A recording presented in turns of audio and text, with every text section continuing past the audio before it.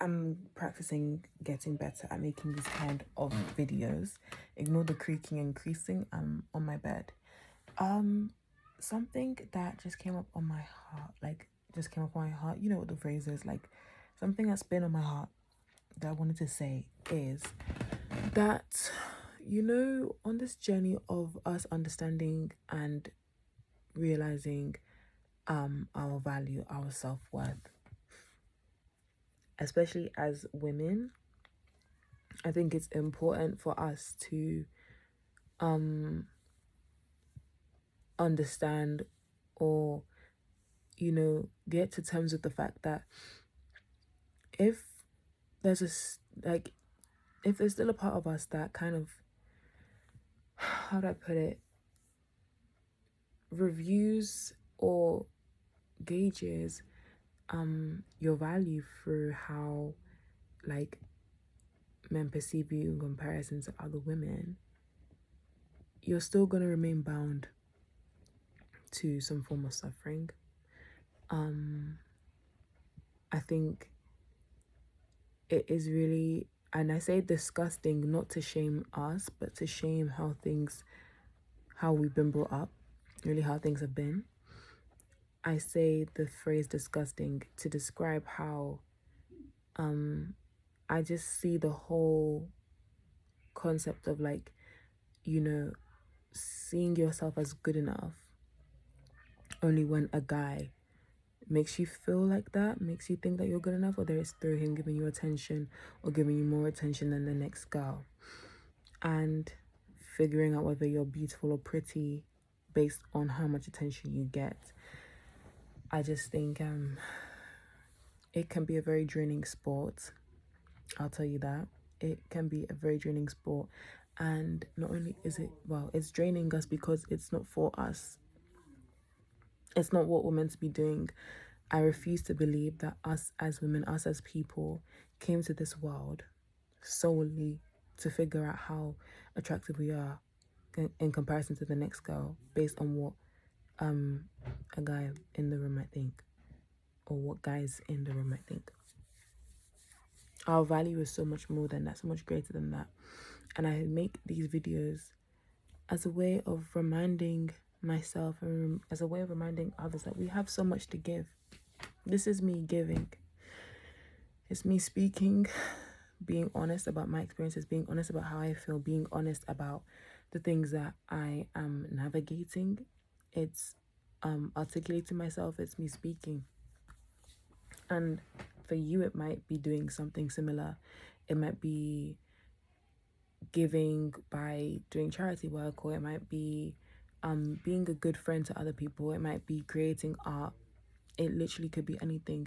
But I feel like the moment we make the decision to like get involved more in activities and in things that bring us back into what our body is here for, which is to like support us and to help us physically move about and do things, not to be attractive or good enough or sexy or perceived as sexy or whatever in the eyes of a guy. Like, our bodies and our minds and our beings have come to give so much to the world. And I guess I'm just letting go of ultimately shrinking my whole existence down to one small little concept, one small little thing, which is, oh, how pretty am I looking, or how good am I looking in comparison to another girl. I wouldn't compare my baby self to another person. I wouldn't. So why should I compare who I am right now to somebody else? I am who I am, just as I am, and that is good enough because it's existing. Okay? I am good enough because I am.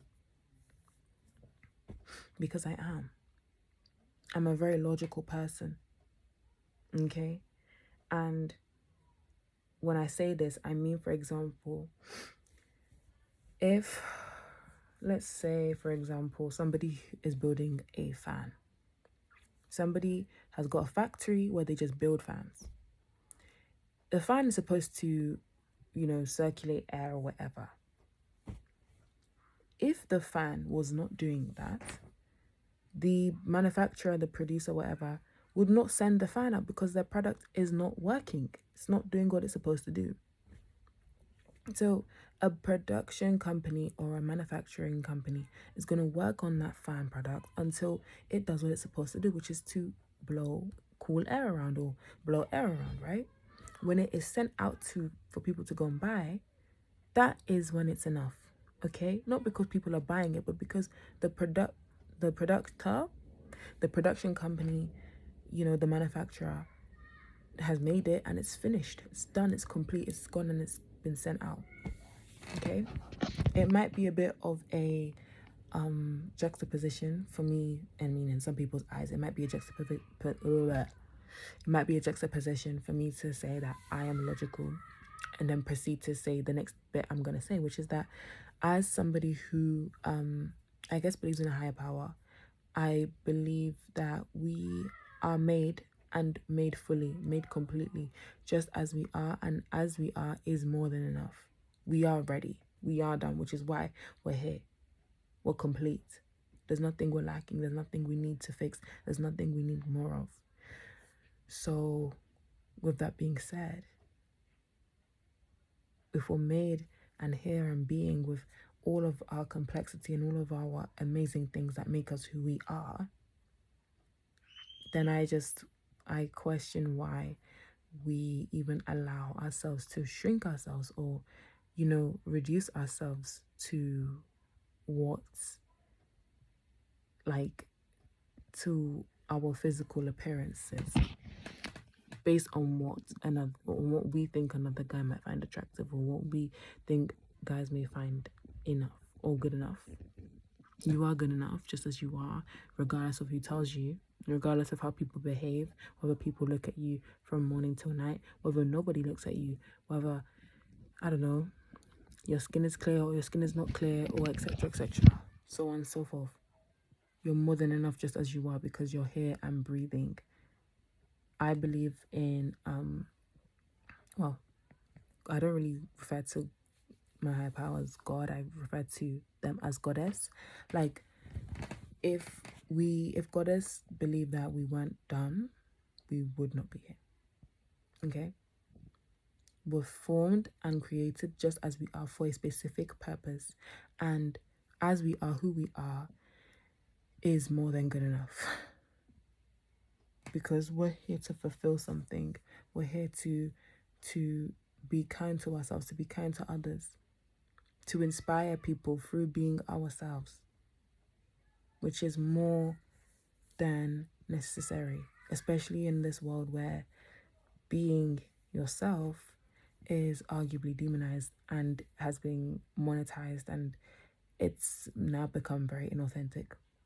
Just be yourself, mundanely, howeverly, just be it.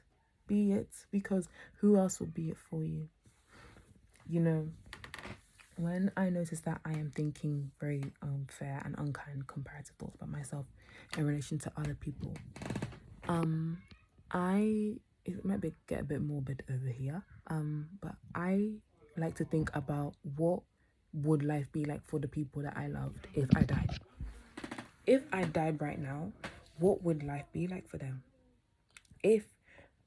Pardon me, not if, I'm about to repeat myself for the second time, but I mean that, like, say if I'm comparing myself to a specific person, say I'm gonna, just for argument's sake or example's sake, just say like Beyonce. Obviously, on a regular basis, I don't really compare myself to Beyonce because Beyonce is Beyonce. Like, I just don't care. But say I'm comparing myself to Beyonce. Actually, this is not a good example but it's not really. It is a good example actually, because the whole point is that when we compare ourselves to somebody, we think that there's something that they have or they are that we're not or don't have, and therefore they're in a better position than us, right? And that doesn't make us feel good. I have a younger sister. I have had a lot of very deep and a lot of very I guess healing conversations with my sister that have been made possible because of my nature, as in the way I go about situations that may trigger people, the way that I like to make sure people feel seen and heard. I believe like I have a very deep like calling, or not attachment, but there's something there about me making sure that people feel seen and feel heard. That has always, that theme or that aspect, element, whatever you want to call it, that has always been a part of my life since I was a kid.